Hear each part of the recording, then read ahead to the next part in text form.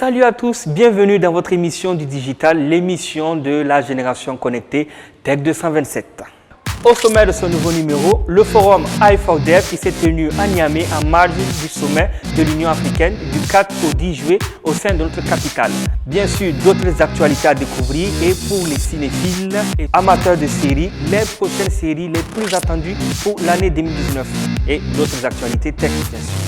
Ne bougez surtout pas, Tech 227 c'est tout de suite avec plein d'actualités buzz.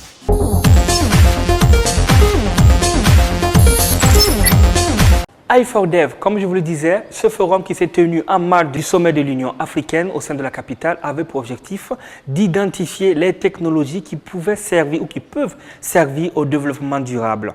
On a parlé notamment de technologies comme les Wi-Fi étendus, les technologies d'Internet par satellite. Tout ça, ce n'est pas très nouveau, mais le concept qui nous a plus attiré était le village intelligent. Mais qu'est-ce que c'est qu'un village intelligent ?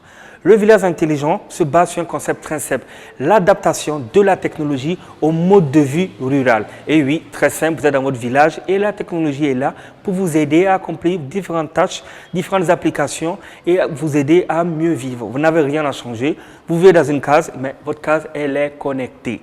Et c'est le premier projet du genre en Afrique de l'Ouest et même certains disent en Afrique. Le Niger a fait appel aux spécialistes du genre Microsoft. Microsoft qui a envoyé son spécialiste, M. Raymond Ounon, qui est en charge de l'intelligence artificielle à Microsoft, qui est venu apporter son appui logistique, technique et de conseils pour la réalisation de ce projet.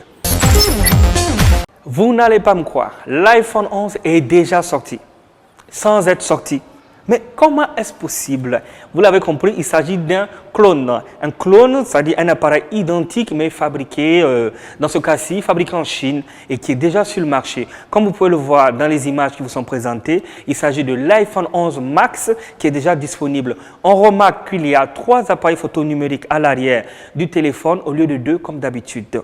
On remarque aussi que les 3 appareils photo numériques, y compris le flash, sont tous incrustés dans un rectangle à l'arrière qui déborde légèrement un peu. L'appareil a l'air légèrement plus fin que les précédents modèles. On se demande s'il s'agit effectivement d'un vrai clone, c'est-à-dire un clone qui ressemble à ce qui va sortir en septembre, ou s'il s'agit seulement d'un montage juste pour animer la galerie. Je rappelle que la prochaine keynote d'Apple est prévue pour septembre où sera présenté les prochains iPhones car il y en aura beaucoup selon les rumeurs, il y en aura 3, 2 classiquement connus, un petit, un grand et un low cost entre guillemets évidemment. Rien n'est jamais low cost avec Apple. Les suites de l'affaire Huawei, on en parlait dans une précédente émission.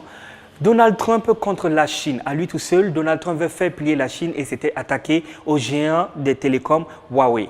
Eh bien, il a décidé de diminuer la pression en marge du sommet du G20 qui s'est tenu le 20 juin dernier. Donald Trump aurait donc décidé de permettre à Huawei à nouveau de commercer avec les fabricants américains, sous condition de disposer d'une licence pour les fabricants américains.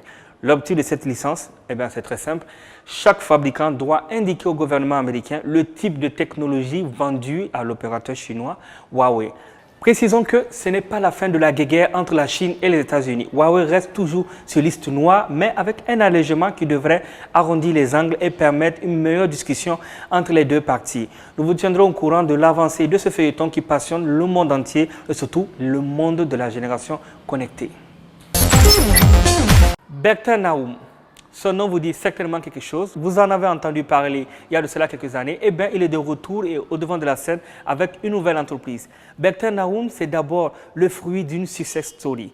Franco-béninois né à Dakar, il poursuit ses études en robotique où il est diplômé ingénieur à l'Institut des sciences à Lyon. Quelques années plus tard, en 2006, il fonde l'entreprise MedTech avec son produit Rosa. Rosa qui est le premier bras robotisé qui permet d'opérer à la fois le cerveau et le genou, vous aurez compris, des zones difficilement accessibles avec des outils conventionnels. À la suite de cette idée, en 2006, il fonde la société MedTech qui est rapidement repérée par Zimmer Holding, société américaine leader mondial de l'assistance médicale avec outils technologiques. Il finira donc par vendre MedTech en 2016 à Zimmer Holding et crée une nouvelle société à partir de 2017.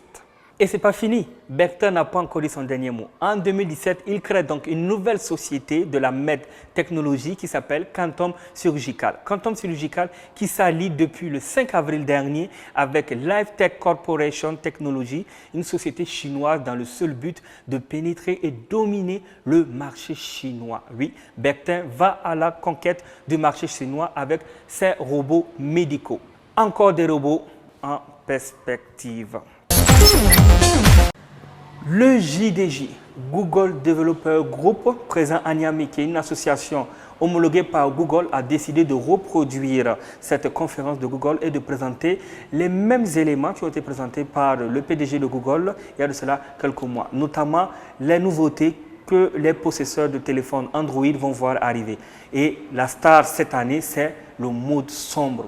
Oui, le mode sombre qui était il y a des années qu'on appelait le mode nuit sur les simples téléphones. Aujourd'hui, sur Android, il va s'appeler le mode sombre. Ce mode sombre existe déjà sur YouTube. Vous avez la possibilité de passer tous les visuels, les parties blanches en noir et vice-versa. Il est à venir sur Facebook et existe déjà dans certaines autres applications. Il est aussi annoncé en grande pompe du côté du concurrent Apple sur l'iOS 13 qui sera lancé à la rentrée. Donc, nous avons pu suivre en direct ici à Niamey les nouveautés, le nouveau mode de codage de Google qui permet de développer des applications 2 fois plus vite avec plus de facilité.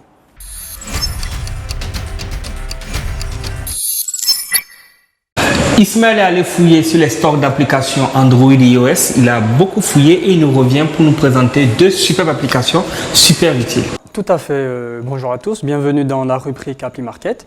Notre première application aujourd'hui s'appelle le scanner QR Code et Code Barre. Avant de parler concrètement de cette application, nous allons essayer de comprendre un peu la différence entre le QR Code et le Code Barre. Pour ce qui est de l'explication du Code Barre, c'est une représentation d'une donnée numérique et alphanumérique sous forme de symboles dont l'épaisseur varie en fonction des différentes données qui sont archivées. Et sachez qu'il existe des milliers et des milliers de codes barres qui sont différents et dont la lecture est automatisée. Donc ça veut dire qu'il y a un lecteur qui est appelé le lecteur de code barre qui permet de lire les différentes codes barres. Voilà pour ce qui est du code barre.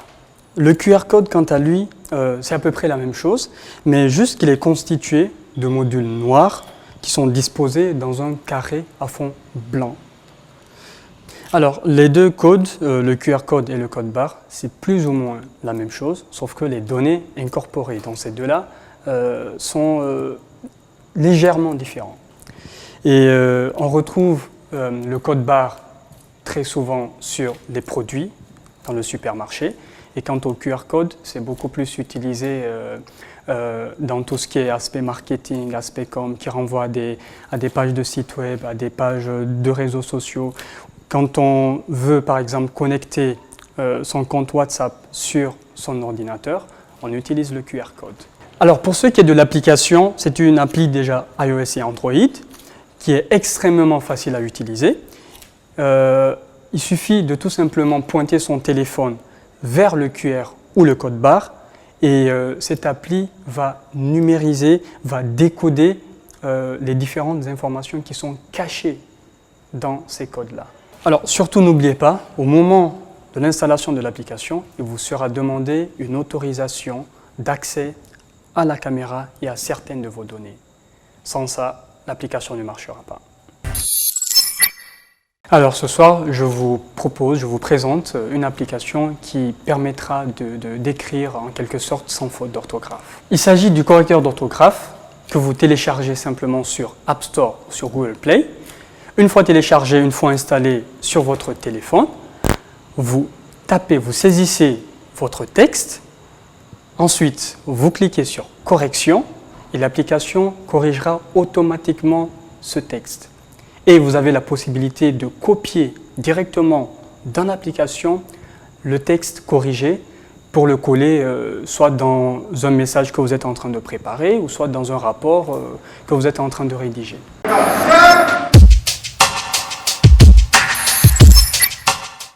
Cette semaine, Franck, dans People Actu, nous parlerons des séries les plus attendues de 2019, c'est-à-dire les séries qui ne sont pas encore sorties. Si vous êtes un inconditionnel des séries comme moi et que vous passez de nuits blanches à regarder vos épisodes préférés, vous êtes à la bonne adresse. Nous parlerons aussi de ces stars qui n'ont aucun diplôme, mais qui sont multimilliardaires et roulent en Lamborghini ou Ferrari.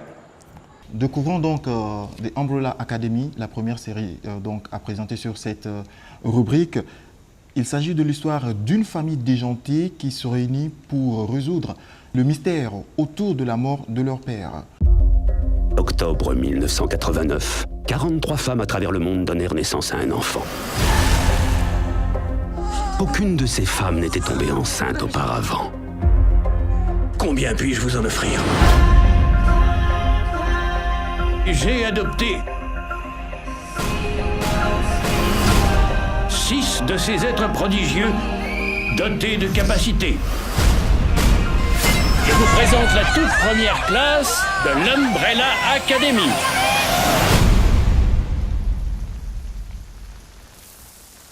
L'un d'entre vous souhaite-t-il prendre la parole ? C'était un monstre. C'est toute notre famille qui est dingue. Ça n'a rien de nouveau.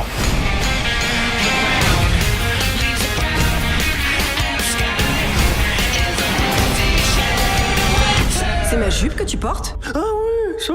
Elle a le mérite de savoir aérer. Elle est partie. C'est cool de voir que rien n'a changé. Quand j'ai sauté et que je me suis retrouvé coincé dans le futur, tu sais ce que j'ai trouvé? Rien du tout. C'est prévu pour quand exactement? Dans 8 jours. Ah, fais chier. Il y a une personne qui va m'empêcher de sauver le monde. Il faudrait que l'académie soit au grand complet. Bingo.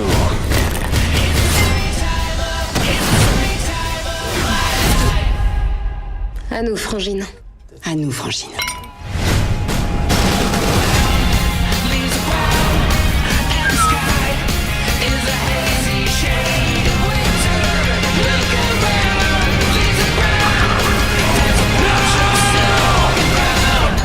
Lève-toi, on y va. Où ça? Sauver le monde. Oh, ce truc-là.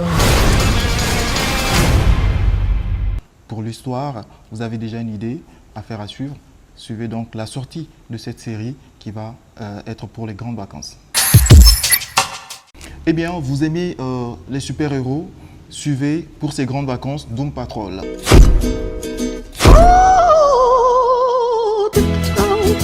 Doom Patrol, c'est cette série-là donc de super-héros qui se rassemblent pour venir au secours de la planète Terre pour sauver des humains.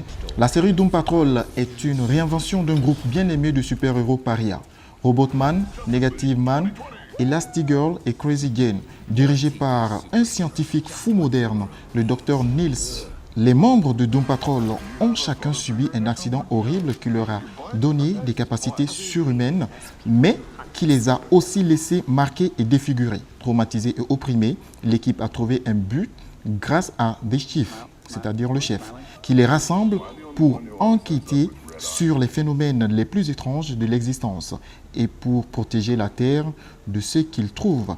À la fois groupe de soutien et équipe de super-héros, la Doom Patrol est une bande de super-héros monstrueux qui se bat pour un monde qui ne veut rien avoir à faire avec eux. Très attendu également, c'est la série Tchernobyl. Tchernobyl, donc, c'est cette série qui fait ressortir l'histoire du 26 avril 1986.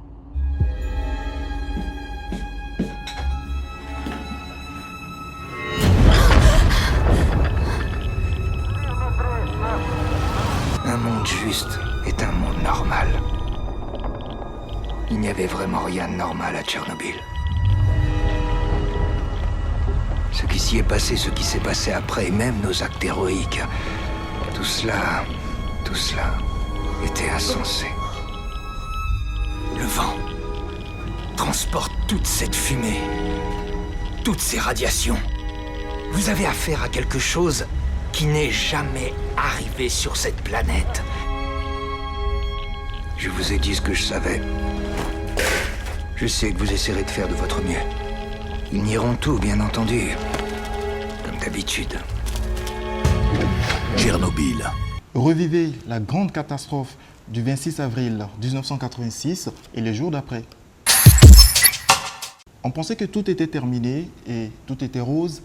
Eh bien non, le professeur et sa bande reprennent service et reviennent dans la saison 3 de votre série Casa del Papel, et cette fois-ci pour seul objectif de récupérer leurs membres attrapés par la police dans la dernière saison. Messieurs, dames, nous sommes entrés dans les eaux internationales.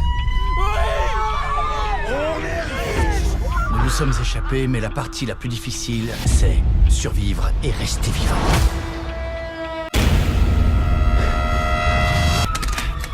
Par ici, par ici. Au sol. Je m'appelle Tokyo. J'ai besoin d'un transporteur. Mademoiselle Tokyo, bienvenue en Thaïlande. Il faut qu'on aille sauver Rio. Il faut réunir la bande.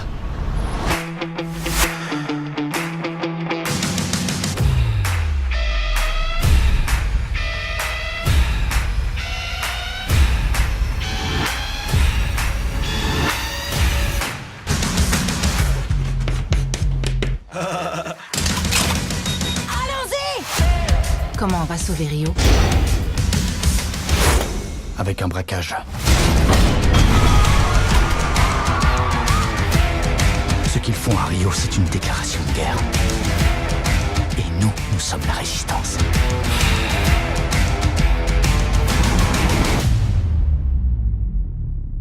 Et nous n'allons pas nous cacher. Tous en position!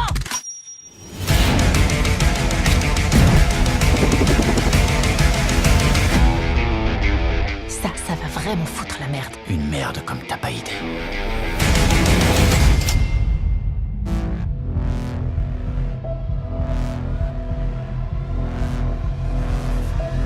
Andrés?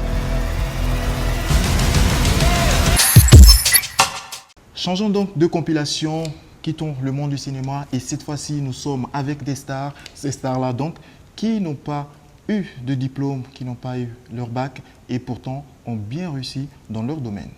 Pour ce classement, nous démarrons avec Rihanna, Riri pour ses fans. Repérée par Jay-Z à 16 ans, Rihanna n'avait pas hésité à signer avec le label Def Jam. Prête à se lancer dans une carrière musicale, la chanteuse avait ainsi quitté son école. Depuis, la jeune femme est à la tête d'un véritable empire. Après Rihanna donc, nous avons Johnny Depp. Quand Johnny Depp a eu 15 ans, il a pris une grosse décision. Fini les études, le jeune homme voulait devenir une star du rock. Il est aujourd'hui un acteur hors pair. Le comédien a monté son propre groupe baptisé The Hollywood Vampires. Quand Harry Styles a été auditionné pour l'émission X Factor, il s'est rapidement lancé dans la chanson avec son groupe One Direction, composé de Zayn, Liam Payne et Niall Horan. Dès lors, le beau gosse a officiellement mis ses études de côté. Jennifer Lawrence. Avant de devenir la star de la saga Hunger Games, Jennifer Lawrence, qui s'est récemment confiée sur son fiancé, a stoppé son parcours scolaire à 14 ans, lorsqu'elle était au collège. La grande surprise dans ce classement, c'est avec le premier milliardaire musicien américain, notamment Jay-Z. Jay-Z a enchaîné les lycées à Brooklyn et dans le New Jersey. Conscient que l'école n'était pas faite pour lui, l'artiste a préféré se lancer dans la musique. Bien mal lui en a pris puisqu'il est désormais le premier rappeur américain à devenir milliardaire. À 12 ans, Ryan Gosling faisait déjà partie du célèbre Mickey Mouse Club. Quelques années plus tard, il a décidé de se lancer dans la comédie. En effet, alors qu'il étudiait à la Lester B High School au Canada, l'acteur a décidé d'arrêter ses études à ses 17 ans. Repéré, le jeune a pu faire carrière sur le petit écran avant de faire sensation au cinéma. Encore une autre grosse surprise, cette fois-ci il s'agira de Leonardo DiCaprio. Contrairement à ce que certains pourraient croire, Leonardo DiCaprio n'a pas fait de longues études. L'acteur oscarisé a abandonné ses études en classe de première pour suivre des cours de comédie dans un centre d'art dramatique gratuit.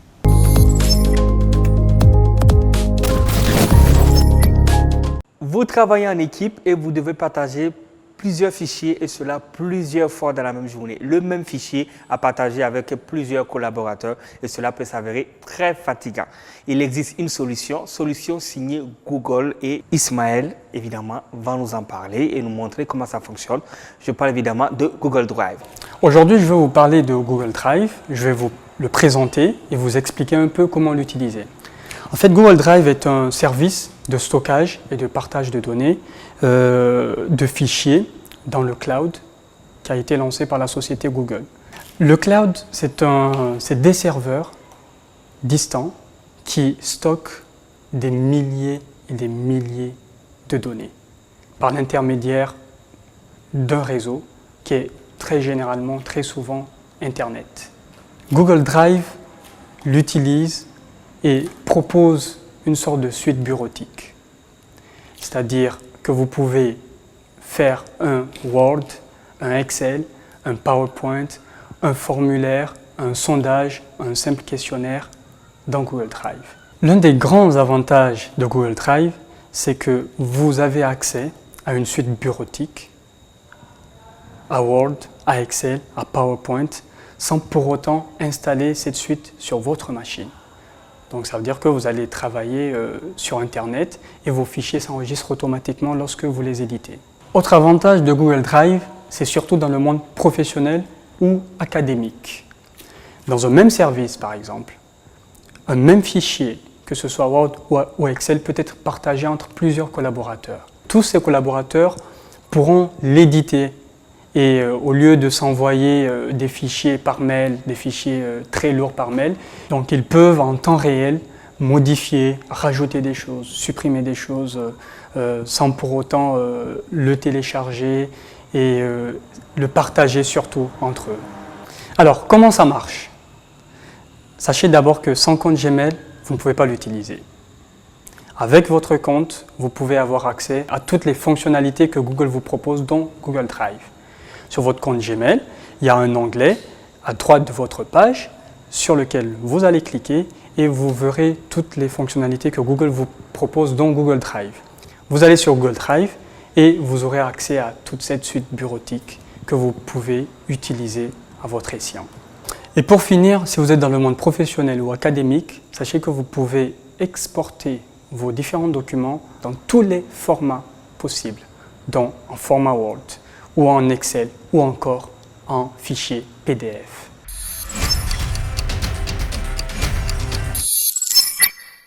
Bienvenue dans votre espace téléphonie mobile où je vous dis tout sur ce qui se passe à Niamey sur la téléphonie mobile. Et l'actualité du moment, c'est bien sûr la 4G qui a été lancée en grande pompe à l'hôtel Radisson il y a de cela quelques semaines. Information très importante.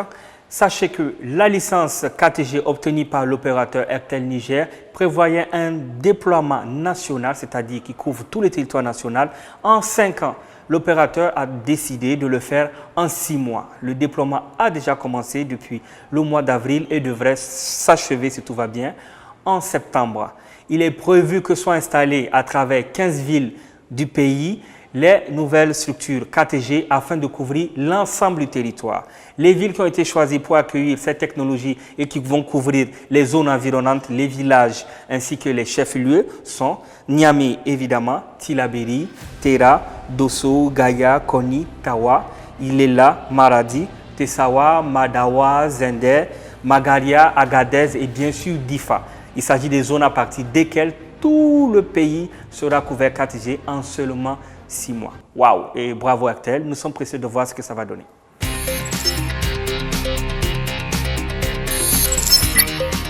Cette semaine dans Vidéo Buzz, nous avons décidé de vous montrer des vidéos légèrement choquantes. Attention, les images qui vont suivre sont pour un public averti.